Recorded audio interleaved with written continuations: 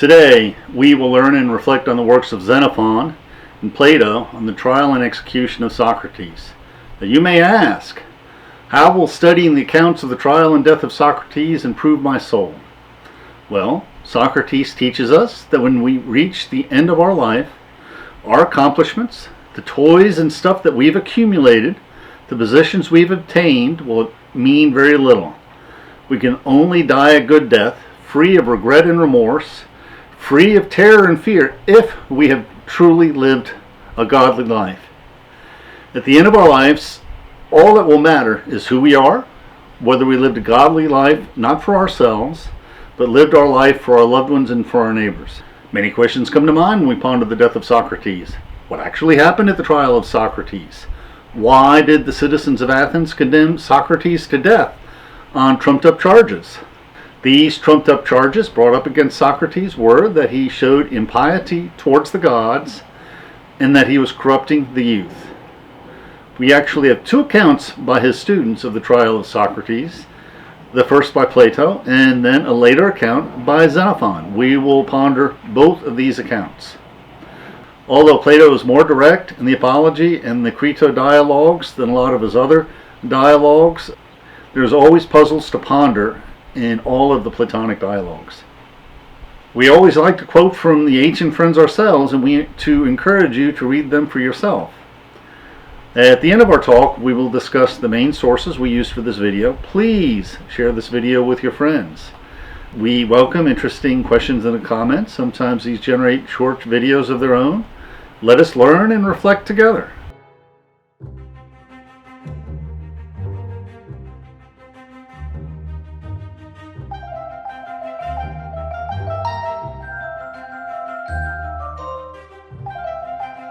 There is no doubt that Plato is a philosophical and literary genius. Plato is still the undisputed master of the dialogue. But we will start with Xenophon's account, because his is the less clever and the more boring account of the trial of Socrates, and thus may be the more trustworthy account. It is clear that Xenophon read Plato's accounts of the events of the trial of Socrates, and he largely agreed with the details. But he obviously desired to defend both the reputation and the teachings of his friend and teacher Socrates. And Xenophon answers more emphatically than Plato the charges brought up against him in his trial, in his memoirs of Socrates. Xenophon, in the first paragraph of his Socrates Defense, tells us that Socrates was intentionally arrogant in his tone at his trial, not because he was foolish, but because he decided that at this point in his life, being 70 years old, death was preferable to life. Being truly arrogant, Xenophon's Socrates shows his hubris by proclaiming that if revealing the opinion I have of myself annoys the jurors, then I will be choosing to die rather than to remain alive with freedom and beg as an alternative to death, and a vastly inferior life. Now, Socrates had often said that he had a personal daemon or divine voice that warned him when what he was about to say or do would anger the gods. Now, his enemies at his trial accused him of introducing a new deity to Athens when he spoke of his daemon, but Xenophon argues that this personal daemon is no more a new deity than is the oracle at Delphi. Xenophon ends his work, Socrates' Defense, by observing that although his arrogance in court forced the jurors to condemn him, that Socrates did die the good stoic death. Socrates' fortitude was obvious. Since he decided that death was better for him than life, he showed no weakness in the face of death, just as he had never turned his back on any other good thing in his life, but waited for death cheerfully and discharged his final duty in good spirits. Xenophon Socrates is more of a stoic philosopher, which makes sense as we learn from Diogenes of Laertius in his Lives of Eminent Philosophers that Socrates was the teacher of the Cynic philosopher Antisthenes. Later, the Cynic school of philosophy gave birth to Stoicism. In his memoirs, Xenophon seeks to show us a side of Socrates that is not as heavily emphasized in the Platonic dialogues on the trial and execution of Socrates. He shows how Socrates sees to instruct rather than corrupt the youth and his students, and how Socrates is indeed pious towards the gods. We have several other blogs on the moral teachings of the Stoic Socrates and Xenophon's writings, including a discussion of Xenophon by St. Justin the Martyr. Responding to the charge that Socrates showed impiety towards the gods, Xenophon says that Socrates believed that the gods do care for men, but not in the way that most people think they do. They suppose that the gods know some things but not others, but Socrates believed that the gods know everything, both words and actions and unspoken intentions, and that they are present everywhere and communicate to people about all kinds of human affairs. And in response to the charge that Socrates corrupted the youth, Xenophon says that Socrates was the most self-disciplined of men in respect of his sexual and other appetites, living a modest life with few possessions. So if he himself was like this, how could he have made others irreverent or criminal or greedy or sensual or work shy? Asked Xenophon. And Xenophon also says Socrates rescued many from these states by inspiring them with a desire for goodness and offering them hope that they could truly become good. But he never undertook to teach how this could be done. But by obviously being such a person, Socrates made those who spent their time with him hope that if they followed his example, they would develop the same character. Socrates charged no fees for teaching philosophy and called those who charged fees self-enslavers, because they were obliged to converse with those who paid the fee. Socrates expressed surprise that a man who offered to teach goodness should demand to be paid for it. Likewise, Xenophon says this. Also, Socrates believed that those of his associates who accepted the principles which he himself approved would be good friends all their life long to himself and to one another. Xenophon says that just as those who do not exercise their bodies cannot carry out their physical duties, so those who do not exercise their characters cannot carry out their moral duties. Xenophon Socrates, much like the Stoics, talks about the gods of Greece almost as if they were really a concerned monotheistic god. Xenophon tells us that Socrates prayed to the gods simply to give him what was good, recognizing that the gods know best what is good for them. He thought that to pray for gold or silver or unlimited power or stuff like that was just like praying for a throw of the dice, or winning the lottery, or anything else that is obviously unpredictable. It would be a bad thing, according to Socrates, quoted by Xenophon. It would be a bad thing if the gods took more pleasure in great sacrifices than in small things, because the gods do not favor the wealthy or the wicked. On contrary, Socrates believed that the gods appreciated most the honors paid to them by the most devout people. And Socrates denounced the folly of others whose actions go against the gods' communications because they are trying to avoid the disapproval of men. Xenophon's quote reminds us of the parables of the widow's mite in Luke. When Jesus looked up and saw the rich people putting their gifts in the treasury, he saw a poor widow putting 2 small copper coins. Truly I tell you, this poor widow has put in more than all of them, for all of them have contributed out of their abundance, but she out of her poverty has put all that she had to live on, which is very similar to what Socrates has said. Now we will ponder the main source for the trial and execution of Socrates, Plato and his dialogues. Socrates is best known for his most famous dictum that the unexamined life is not worth living. The main consequence of this is that in his dialogues, Plato rarely has Socrates coming out and tell you exactly how you ought to think. Oh, no. Plato wants you to ponder and examine the dialogues for their meaning, which is the essence of the Socratic method. And that is why many modern professors prefer Plato to Xenophon. You can never be entirely sure what Plato is trying to tell you, which has led to thousands of doctoral dissertations over the past few centuries and future centuries. Plato encourages all to think for ourselves. Plato encourages us, as does Socrates, to ponder the dialogues for whatever moral lessons we can mine for them to improve our souls. Following the lead of Xenophon, we can surmise two threads in the Platonic dialogues regarding the trial and execution of Socrates. We should ponder the question of whether Socrates was unjustly accused and convicted of the charges of corrupting the youth and showing impiety towards the gods. On the other hand, whether the arrogance and hubris of Socrates himself was a cause of his eventual execution. Which causes us to ask other questions. Was Socrates truly virtuous in his outrageous behavior?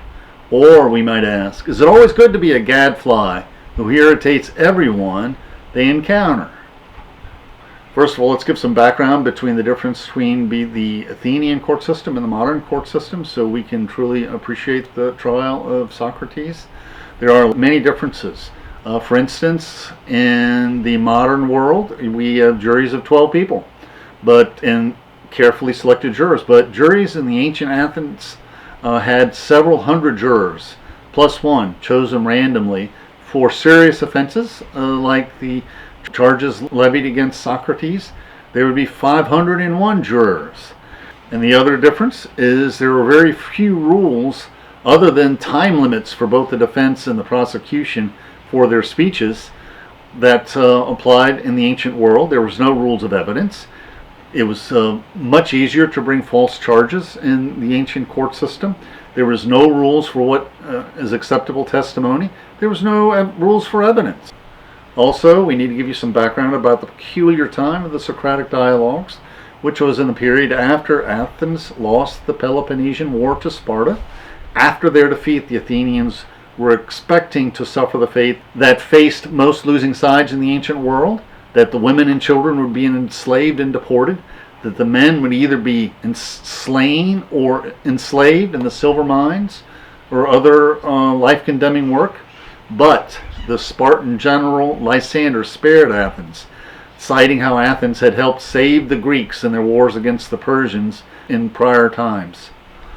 But the Spartan general Lysander did disarm Athens, tearing down its walls, permitting the city only a handful of trireme warships and installing a pro-Spartan oligarchy of 30 tyrants. Some of these tyrants, including Creto, were former students of Socrates. After a few years, the Athenians overthrew the 30 tyrants and re-established their democracy. But politically, they were deeply insecure. They were looking for scapegoats. And Socrates, especially since he was seen as an enemy of democracy, was a good scapegoat. This was not a good time to be a gadfly. The Athenians did not want to look into themselves to find out who was at fault for their defeat. Also, Socrates, in his speech, emphasized that he was not the same Socrates as was spoofed in Aristophanes' comedy, The Clouds. The false charges at his trial were likely inspired by the slanders brought against them in this comedy, and there is another video and blog about The Clouds that we invite you to examine. Now that we've examined the backstory behind the trial of Socrates, let's examine the trial itself. Socrates summarized the Affidavit in Plato. What did the slanderer say? Socrates is an evildoer and meddlesome, who pries into matters under the earth and in heaven, making them worse appear better, teaching flawed doctrines. Socrates admits he is a bit of a gadfly and asserts that is the role appointed to him by the gods, to be the gadfly of Athens, to be its conscience, for the force of the citizens to ponder on the nature of justice and virtue so they can become better citizens of the polis. Socrates opens his defense amazingly by noting how his friend had asked the oracle at Delphi whether there was any man wiser than Socrates, and the priestess answered that there was no wiser man. And then Socrates asks in the dialogue, "Why do I mention this? Because I am going to explain to you why I have such an evil reputation." When I heard this, I said to myself, what can the god mean? How can we interpret this riddle? For I know that I have no wisdom, small or great. What then did he mean when he says that I am the wisest of men? And yet he is a god and cannot lie. That would be against his nature. Why Socrates would make this Delphic oracle in the response a keystone of his defense is puzzling. The first question is obvious. Did the friend accurately retell the response of the oracle? The Delphic oracle usually provides answers that are a little bit more cryptic than this. For example, the most famous example, when the Persians in a prior generation were invading Greece and the Athenians asked the oracle what they should do, they got this response: "Flee, you are doomed." But Athens decided to ask for a second oracle, and another response was uttered: "Trust in your wooden walls." The Athenians puzzled over this, and in response they decided to evacuate the women and children of Athens to a neighboring island, while the men fought the Persians in their fleet of triremes. And these wooden triremes was their true wooden wall, winning against all odds against the mighty Persian Empire. The other Athenians, on the other hand, trusted in the wooden walls, guarding the Acropolis, barricading themselves inside. Those foolish Athenians were massacred by the Persians. But at other times in Greek history, the oracle did provide direct answers, which leads to a deeper question. Even if the oracle were consulted and the response of the oracle was reported accurately, why would Socrates make this oracle a key part of his defense? Did he think this would help his cause? Many who listened at his trial would see this as arrogance and hubris. Maybe Plato is providing us with a lesson on how not to defend yourself in an Athenian trial.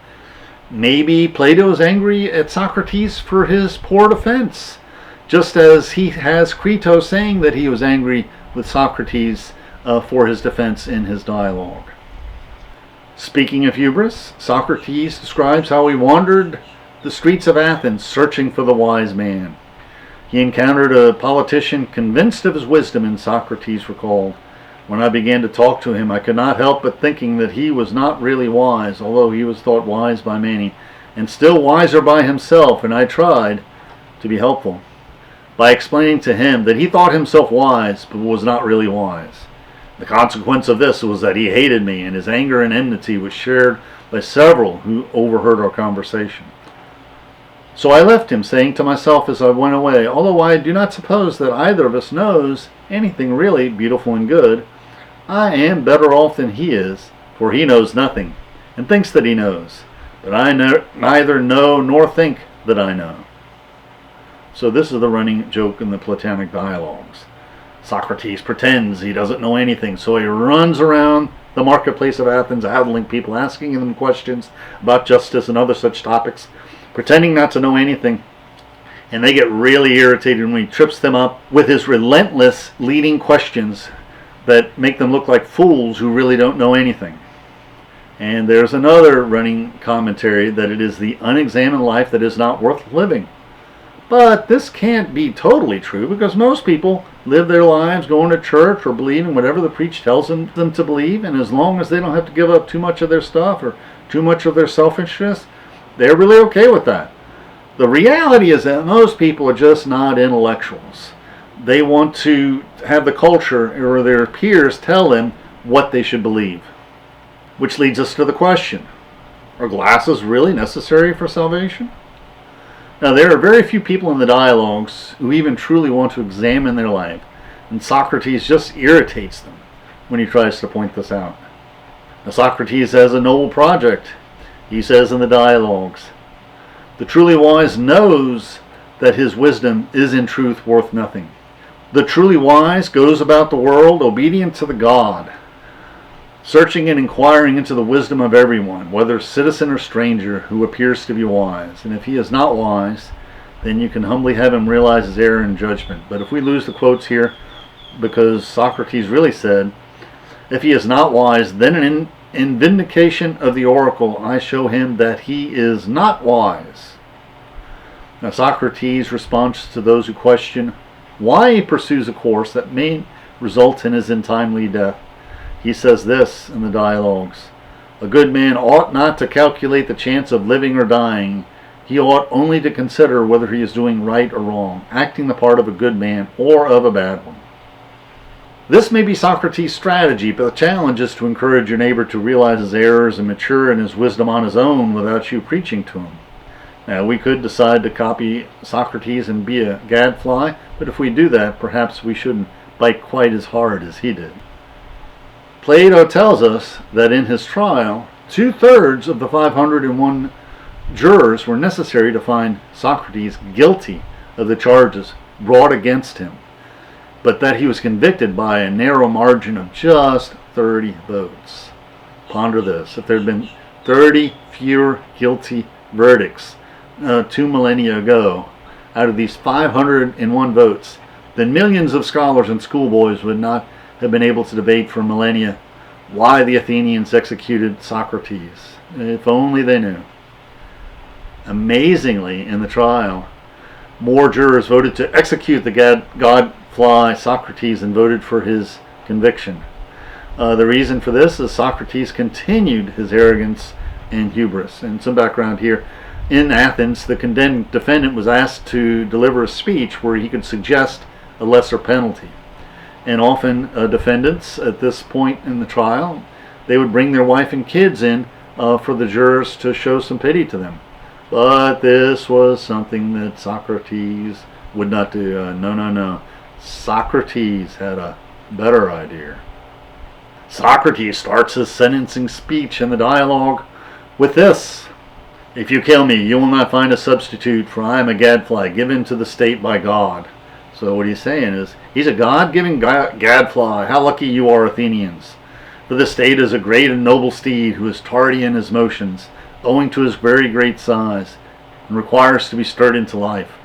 I am the gadfly, which God has attached to the state, and all day long and in all places I am always fastening upon you, arousing and persuading and reproaching you. You will not easily find another like me, and therefore I would advise you to spare me. So, yeah, that's right. Socrates wants them to spare him, so that he can be a gadfly for them for the rest of their lives. Socrates guarantees he will be condemned to death in his sentencing speech by this suggestion of an alternate punishment. And Socrates asks, what would be a reward suitable to a poor man who is your benefactor, who desires leisure in order to instruct you? There can be no reward so fitting as free dinner for several years in the Prytaneum, which is the prize which is only provided to winners at the Olympic Games. This is a reward which he deserves far more than the winning athlete in the horse of the chariot race, whether the chariots were drawn by 2 horses or many. But soon afterwards, Socrates backpedals and says, well, yeah, his friends will pay a fine of 30 large gold coins, but hardly anyone really hears that offer. Now in the dialogue, the Creto tells Socrates that he can bribe the jailer so he can escape to Thebes or some other city. But Socrates challenges him to demonstrate that this would be virtuous. But the argument Creto offers is not really a compelling reason to bribe the jailer, but perhaps it would have been a compelling argument in the trial and sentencing stage. Creto argues, I do not think you are at all justified in betraying your own life when you might be saved. In acting thus, you are playing into the hands of your enemies, who are hurrying to your destruction. Further, you are deserting your children, denying them the education that you could offer them. Instead, you will leave their education to their wits, and leaving them to the usual fate of orphans. No man should bring children into the world who is unwilling to persevere to the end in their nurture and education. Credo continues, but you appear to be choosing the easier part, not the better or manlier part, which would have been more becoming to one who professes to care for virtue in all his actions, like yourself. Socrates, this trial should have never taken place, or you might have been managed this trial quite differently. Perhaps the mythical Socrates had no need for humility, being God's gadfly gift to the Athens, but I agree with Credo. It's difficult to argue why the earthly Socrates would not have brought his wife and 3 boys to sit in the stands and say to the jurors, I refuse to whine and beg and humiliate myself with tears, for I have done nothing deserving this punishment, and certainly have done nothing deserving of death, but I would like to point out that my wife and young son sitting here, a reminder that there is a very real consequence if you sentence me to death, and that is you will deny my family their husband and father in the few years I have left in my life. I mean, this plea can be made with dignity. I agree with Creto. Not making this plea is hubris on the part of Socrates that needlessly condemns him to death. And this hubris and this pride in this possession kind of reminds me of the story of two American GIs that were captured and interrogated by the Nazis soon after D-Day. The first GI now haughtily proclaims that the Geneva Convention says he only needs to tell them his name, rank, and serial number, and so the Nazis shoot him. The next GI says, well, I'm going to be a little more cooperative.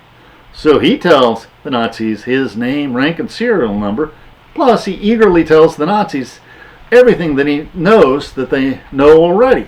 So they let him go. But Socrates was right that Creto's argument was weak on the day after sentencing. There were practical difficulties. If he suggested a common Greek punishment, which is exile for a number of years, Socrates was already 70 years old, and Thebes or any other democratic city-state would be tempted to accuse him of corrupting their youth as well.